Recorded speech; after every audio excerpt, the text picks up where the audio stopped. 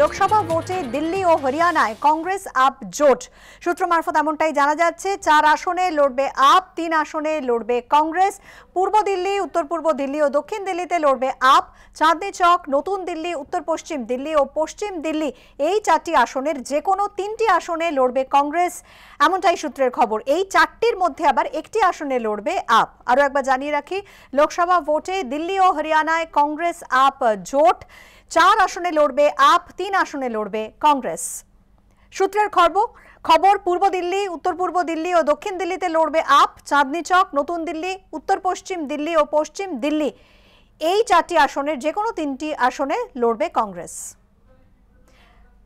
গত 2রা এপ্রিল এই আপের সঙ্গে জোট নিয়ে রাহুল গান্ধী কি বলেছিলেন শুনবো। दिल्ली में आम आदमी पार्टी से आप अलायंस कर रहे हैं कि नहीं कर रहे हैं? आपने कई स्टेट का जिक्र किया कि अलायंसेस हो रहे हैं, इसको लेकर के जो कंफ्यूजन है उसको अगर आज आप क्लियर कर दें। There's no confusion on this.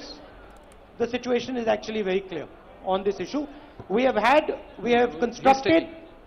have constructed alliances. We have been open to construct alliances, and we have done it across the country. We are very flexible on that issue.